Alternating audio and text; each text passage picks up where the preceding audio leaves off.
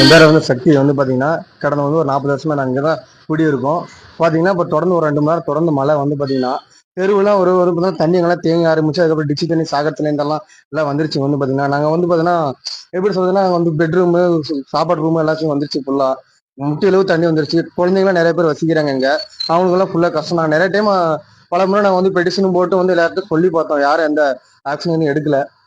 அதான் நான் என்ன சொல்றேன்னா இந்த மேற்படி யாருன்னா நீங்க தண்ணி மழை காலத்துல தண்ணி வந்து நிக்காத மாதிரி எங்களுக்கு சரி செஞ்சு கொடுத்து எங்களுக்கு நல்லபடியா இருக்குன்னு சொல்றாங்க. தொடர்ந்து பாத்தீங்கன்னா தருமபுரி மாவட்டத்துக்கு மஞ்சள் ஆரஞ்சு ரெட் அலர்ட் கொடுத்துருக்காங்க. வந்து பாத்தீங்கன்னா இன்னும் மழை பெய்யறனால வந்து பாத்தீங்கன்னா தண்ணி எல்லாம் ஃபுல்லா வந்து பாத்தீங்கன்னா இங்க போக மாட்டேது, அப்படியே ஒரே இடத்துல நிக்குது. நாங்க வந்து பாத்தீங்கன்னா இப்போ இன்னும் திருப்பி மழை பெஞ்சுன்னா இன்னும் வீடே வந்து பாதி வீடு நம்பிடுற மாதிரி இருக்கு. எங்களுக்கு மாட்டு நிர்வாகம் வந்து தகுந்த நடவடிக்கை எங்களுக்கு சீர் செய்ய மாதிரி நாங்கள் கேட்டுக்கொள்கிறோம்.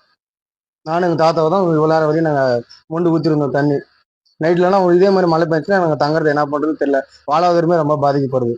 தருமபுரி மாவட்டம் லட்சுமி பஞ்சாயத்தில் இந்த மாதிரி பல ஆண்டுகளாக நாங்கள் வசித்து வரோம். வசித்து வந்து மழை பெஞ்சு நாலா பக்கம் தண்ணி பிச்சு பூரா அடைப்பு. எங்களால் அங்கே குடியிருக்க முடியல. குழந்தை குட்டியும் ரொம்ப அவஸ்தை.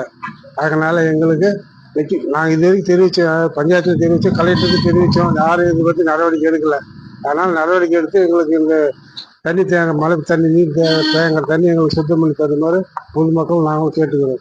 இது மெயின் பஞ்சாயத்து தீர்வு வந்து லட்சுமி ஸ்கூல் இது இந்த மாதிரி நிகழ்ச்சி நடந்துகிட்டே இருக்குது. யாரும் ஒன்றும் கண்டுக்கிறது இல்லை. அதனால் நீங்கள் எங்களுக்கு வந்து நடவடிக்கை எடுக்குமாறு கேட்டுக்கொள்கிறோம்.